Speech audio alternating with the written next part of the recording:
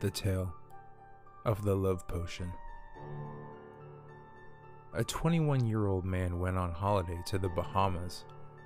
When he arrived at his hotel, he found everything to his liking. The weather was perfect, the beach was immaculate, the hotel was high class, and the atmosphere was exciting. That night, he put on his most fragrant aftershave, donned an expensive shirt, and went down to the hotel bar for a drink. He spotted a beautiful woman in a revealing red dress standing at the bar. She was incredibly attractive, with long dark hair, deep brown eyes, tan skin, full lips, round hips, and ample charms. She had it all. The man stared at her and was enchanted by her eyes, so much so that he instantly fell in love. Gathering his courage, he sauntered over to the woman and stood next to her at the bar. When the opportunity arose, he leaned in and asked if he could buy her a drink. Imagine his disappointment when she refused and dismissed him with a wave of her hand. It made him crazy. He felt rejected and became very annoyed. It was as if she had stabbed him straight through the heart. He was so disappointed that he returned to his hotel room, hanging his head in shame. The next night he was back at the bar and he spotted her again. This time, he would give it a second chance. "Hi, my name's Josh," he said, flashing a smile. "Why would I care what your name is?" she asked. "I thought maybe we could get to know each other a little better," he said hopefully. "I'd rather chew my own leg off," was her withering reply. Again, the young man found himself making his way back to his room, feeling completely humiliated. The next day, as he was exploring the city, he walked past an old woman who was selling her wares by the side of the street. He saw that she had a sign that read, "Spell Casting and Black Magic." Stopping at her cart, he asked her if she had something that could make a woman fall head over heels in love with a man. The woman smiled and told him that she had the perfect solution for him. She held up a small bottle with a heart emblazoned on the glass. It contained a red syrup-like liquid. She told him that it was a love potion. The man eagerly took the bottle and paid her for it. And as he was leaving, the old woman warned him to only put on a single drop into the drink of the woman he intended to use it on. Otherwise, she said, he may regret it. That night, the young man strode into the bar and sat down at the young woman. He began to speak with her gently. She turned her head as if to avoid him. He took the opportunity to pour the love potion into her glass. In case the potion was ineffective, he poured the entire bottle into her drink. 20 minutes later, the woman turned to him and smiled. Her eyes glittered and her pupils dilated. Before he could say a word, she threw herself on him and began to kiss him passionately. The man couldn't believe his luck. The love potion actually worked. They spent the entire night in a romantic embrace, kissing and cuddling like newlyweds. When the morning came, the woman wanted to surprise him. She decided to prepare a lovely breakfast and went looking for cream cheese and croissants. Unfortunately, the minute she set foot outside the hotel, she was run over by a car. The car tires squished her head into a bloody pulp, and she died on the spot. The young man spent the whole day crying. As night fell, he began to get over her, but he found himself unable to sleep. And as he lied there in bed, tossing and turning, he suddenly sensed a presence in the room. Turning over, He was horrified to see the ghastly figure of the woman in the red dress crouching down by the door. When she raised her head, he realized that the skin on her face had been ripped off, revealing the bone underneath. Before he had a chance to react, she jumped on him and began kissing him passionately, mashing her bony teeth and mutilated lips against his mouth. He screamed and screamed, but she didn't let go until morning. Every night she returned until the end of his life.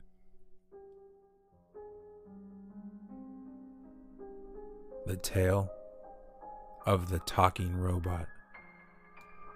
I have a son who I love with all my heart, but even though he is 5 years old, he is not able to speak. I can't stand it when people refer to him as dumb. He's an intelligent boy, but he has a problem. When he was just a baby, my son suffered a serious illness. He recovered from the disease, but he never learned to speak. My wife and I took him to several psychologists and therapists, but none of them were able to help him. They said the cause of his problem was psychosomatic, and he would eventually grow out of it. My wife and I spent a lot of time with our son, talking to him and encouraging him to repeat words after us. All he was ever able to do was make a high-pitched wailing sound. Sometimes we would get very frustrated and break down crying. All we could do was hug him and assure him that we loved him very much. One day, I was in a toy store and a doll on one of the shelves caught my eye. It was a talking robot. I decided to buy it for my son as a present. I was hoping it might help him finally learn to speak. When my son opened the box and saw the talking robot, he was overjoyed. He was so excited he hugged me and made high-pitched wails.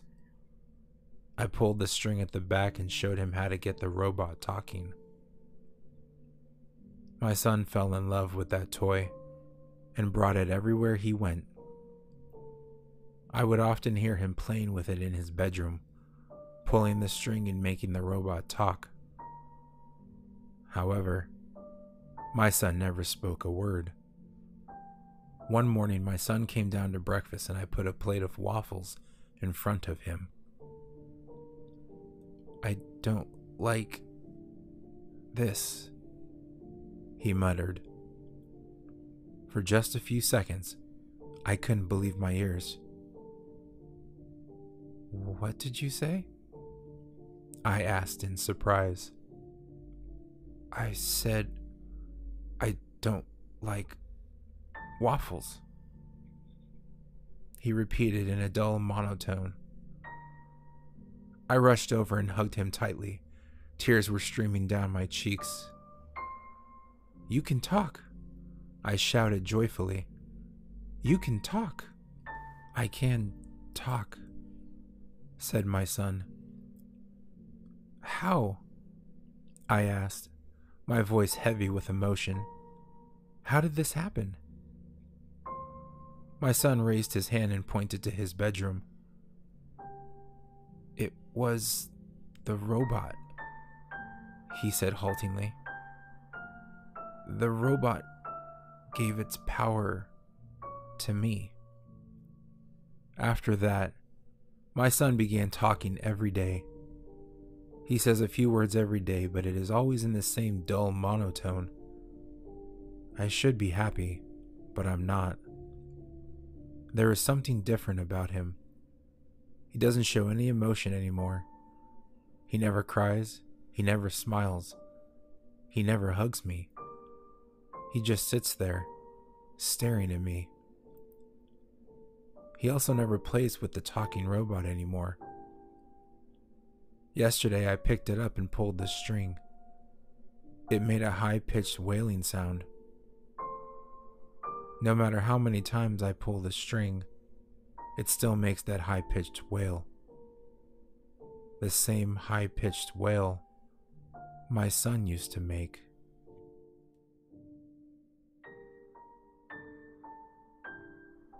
The tale of Tell Me the Way.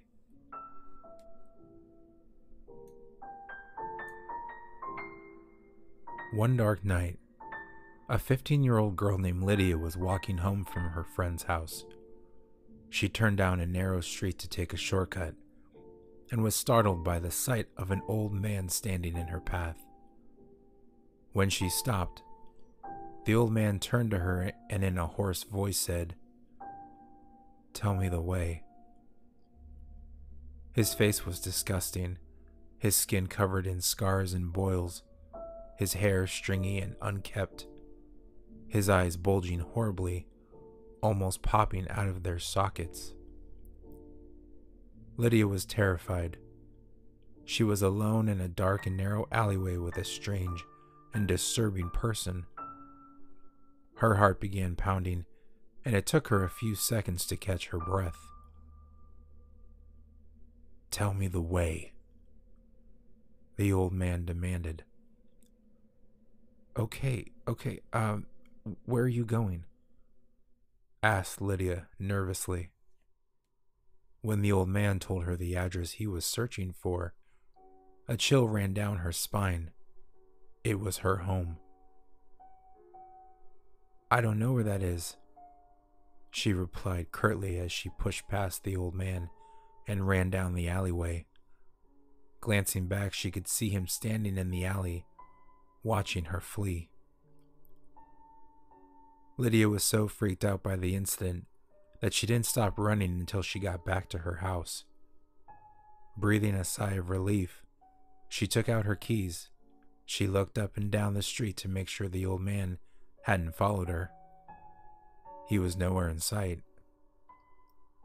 She turned the key, unlocked the door, and pushed it open. From the darkness inside her house, a hoarse voice said, "Tell me the way." The Tale of the Backpacker. There was a 21-year-old man who loved to travel to exotic countries. After a while, he grew bored of the usual holiday destinations and wanted a trip that would be more exciting. His plan was to backpack around Southeast Asia for a few months. He thought that it would be a great experience to feel the freedom of traveling through remote areas, crossing mountains, and meeting random people along the way. His first destination was China. When his plane landed in Beijing, the only luggage he had was the small backpack he was carrying.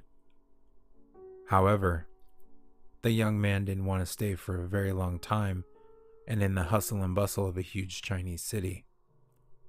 He was eager to explore the hills and valleys of the vast country. The young man had an idea that he was sure would turn his little backpacking trip into a much more interesting adventure. He decided to randomly hop on a bus without having any idea where he was going. Not knowing the destination made it feel like he was taking a mystery tour around China. Every time the bus reached the end of a line, he would hop off and randomly catch another bus, never knowing or caring where it would take him. After a few weeks, he found himself traveling around some of the most remote regions in China. It was an area that tourists seldom visited. The man was delighted to be passing through all the tiny villages and having the opportunity to see how the rural Chinese people really lived. One day, he found himself traveling on yet another bus, passing through yet another remote area. When they set out, the bus was empty, but after 6 stops, a large crowd of people got on, and it was filled to capacity. After a while, he noticed that the other passengers kept looking at him strangely. The young man also thought it was odd that they chose to stand instead of sitting down in the vacant seat next to him. At the next stop, a beautiful Chinese woman boarded the bus. She looked around, and when she saw the young backpacker, her eyes suddenly grew wide with shock. When she turned down the aisle and sat down beside him, he was a bit surprised. Suddenly, the woman nudged him and whispered, "Do you know where you're going?" "I have no idea," replied the man with a smile. "I'm just backpacking around the country. I got on this bus without looking at the destination." "Well, I must warn you that you are in grave danger," she said. "Why?" asked the man. "The next stop is the end of the line," said the woman. "It is a small village that has an awful reputation. The people who live there prey on Western tourists who become lost. They're cannibals." The man couldn't believe what she was saying. At first he thought she must be joking, but when he looked at her face, he could not even detect the smallest hint of a smile. "Surely you can't be serious," he said. "What I am telling you is the truth," replied the woman. "If you are wise, you will take heed of what I tell you. Everyone in this area has heard the horrible tales of what goes on in this village. In my language, it is called the Man-Eating Village." The woman's words shocked the young backpacker to his very core. He found himself lost for words. "If you don't believe me, just look around," she continued. "Almost all of the passengers on this bus are from that village." The young man looked up and realized that all the other passengers were staring at him hungrily and licking their lips. "When the bus reaches the end of the line, you will be on their territory," said the woman. "No one will be able to save you. They will take a hold of you and eat you alive." The backpacker broke out into a cold sweat. He could see the murderous look in the eyes of the slavering Chinese villagers. He had to escape before the bus reached the village. Just then, he felt the bus begin to slow down as it ascended a steep mountain road. "This is our chance," said the woman. "Let's go." She grabbed him by the hand and they ran down the aisle to the back of the bus before the other passengers had a chance to react. The woman pulled the handle of the emergency exit and then jumped out. The backpacker was right behind her and leaped through the narrow opening. He crashed onto the dirt road, then rolled over and picked himself up. He saw the woman jump across a ditch and run off. He followed her, running as fast as he could. They escaped into the mountains as the angry yells of the other passengers echoed behind him. The man fled for his life, scrambling up the steep mountain slope, desperate to evade the hungry cannibals who were pursuing him. Eventually, the Chinese villagers gave up the chase and returned to the bus. The man was exhausted, but he was overjoyed that he had managed to escape their ravenous clutches. As he laid on a large rock, trying to catch his breath, he heard the woman laughing softly to herself. "Now I can eat alone," she said. The Tale of the Talking Doll. There was an old couple who had hired a new maid to help around their house. The wife had a huge doll collection, and the maid was expected to dust them at least once a week. So once a week the maid walked into the room where the dolls were stored and looked at them in disgust. She hated dolls. While she was dusting, she came across a particularly strange doll.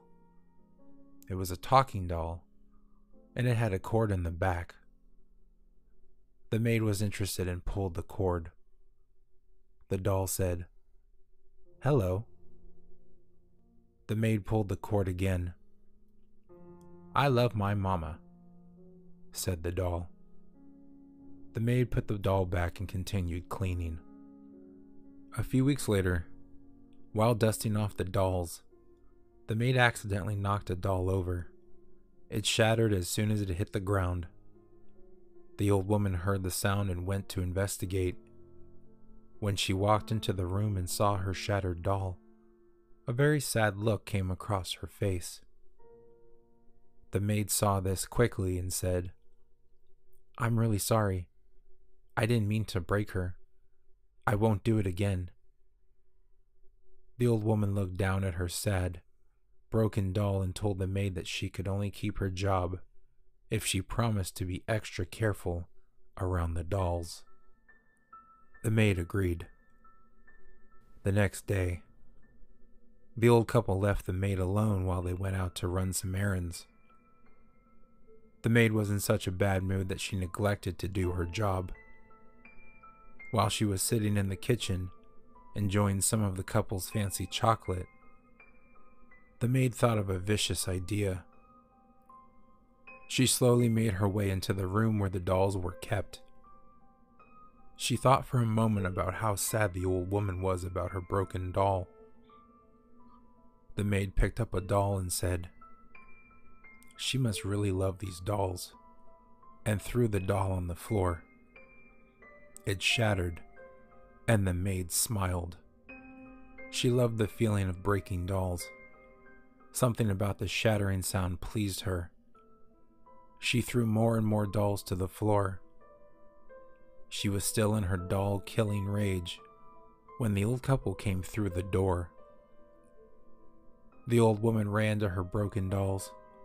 She looked up at the maid with a baleful expression and asked, "What are you doing?" The husband, seeing his wife so upset, immediately told the maid she was fired. The maid collected her things and left in an even worse mood before.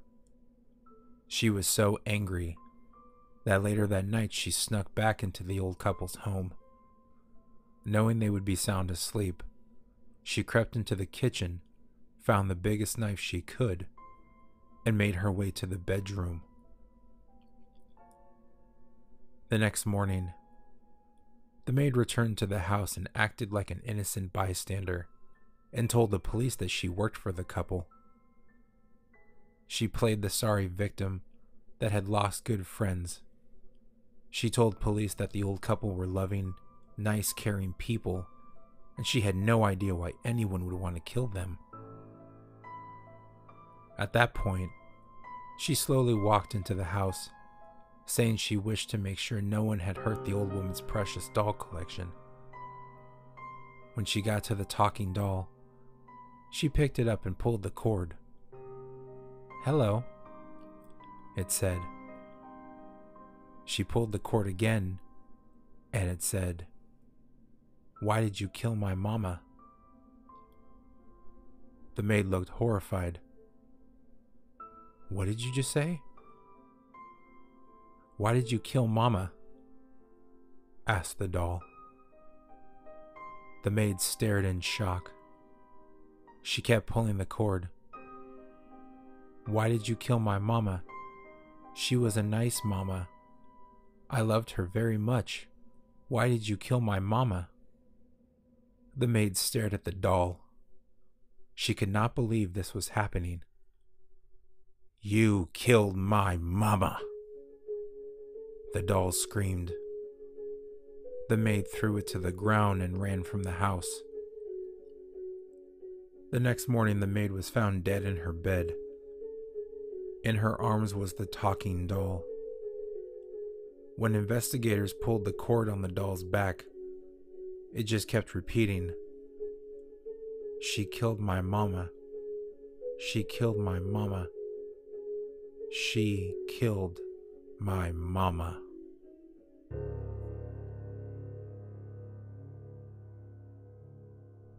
The Tale of the bully. There was a 15-year-old boy who attended a school in small-town Ohio. Most of the other teenagers in his class regarded him with disdain and referred to him as the geek. The boy was painfully thin, wore large thick glasses, spoke with a pronounced lisp, and had a bad case of acne. He wasn't particularly unpopular. He was just ignored by most of his classmates.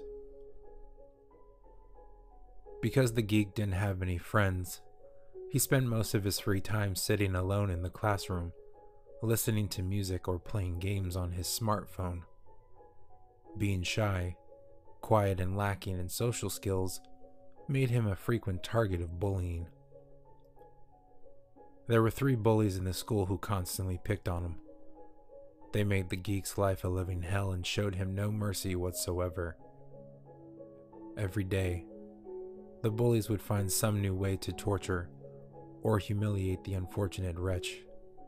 It was as if they took great pleasure in seeing him suffer.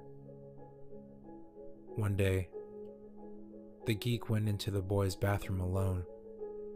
While he was washing his hands, the 3 bullies walked in. Bored and seeking entertainment, the trio decided that it was the perfect time to play a little game with the geek. They grabbed hold of him and dragged him into one of the cubicles. 2 of the bullies picked the boy up by his legs and shoved his head into the toilet bowl. The other bully began flushing the toilet. The poor geek was twisting and turning and flailing his hands, but the bullies just forced his head deeper into the toilet. The sound of him spluttering and struggling to breathe made them laugh uncontrollably. After they had their fun, the bullies let go of the boy's legs. They were shocked when his limp body collapsed on the tiled floor. His mouth was slack and his eyes were glazed over. He wasn't breathing. The horrible realization began to dawn on them, and the 3 boys began to panic. They had accidentally killed the geek. The bullies never planned for this to happen, and frantically tried to figure out what to do. They didn't want to get caught, so they broke into the janitor's closet and stole a hacksaw. There, huddled in the grimy toilet cubicle, they saw the geek's corpse into 3 pieces. Then they removed one of the bathroom ceiling tiles and stuffed his dismembered body parts into the dark recess. After that, the bullies fetched a mop and cleaned up all the blood on the floor. They replaced the ceiling tile and ran out of the bathroom, hoping the dead boy's remains would never be discovered. The bullies made a pact with each other, swearing that they would never tell anyone what had happened that day. For a while, all went well for the 3 remorseless bullies. The geek's parents came to the school looking for him, and he was eventually reported to the police as a missing person. Everyone assumed he had been kidnapped on the way home. Nobody suspected that he had been murdered by his own classmates. One morning, the 3 bullies arrived for class and sat down at their desks. When the boys lifted the lids of their desks, they suddenly started screaming and ran out of the door. Within seconds, the rest of the students were freaking out and fleeing the classroom as well. In one bully's desk, there was a pair of dismembered legs. Sitting in the second bully's desk was a decapitated torso, and the third bully's desk held the geek's severed head. This gruesome discovery struck fear into every teacher and student in the school. The police were called in to investigate, and evidence led them directly to the 3 bullies. The boys were promptly arrested, prosecuted, and sent to prison. Today, they sit alone in their cells and endure constant bullying from the bigger, tougher, older prison inmates. The school is still open, but the bathroom where the boy died is now kept under lock and key. Nobody is allowed to go in there anymore because too many students had terrifying experiences when they went into the toilet alone. Some of the kids reported seeing bloodstains on the floor and the uneasy feeling that someone was watching them. Others have heard a boy screaming in the bathroom, even though it was completely empty. They say that if you look under the stall doors, you can see feet there, despite the fact that the cubicle is unoccupied. According to legend, if you go into the boy's bathroom, stand at the sink, look into the mirror and say, "I know who killed you," you will catch a glimpse of the geek standing behind you.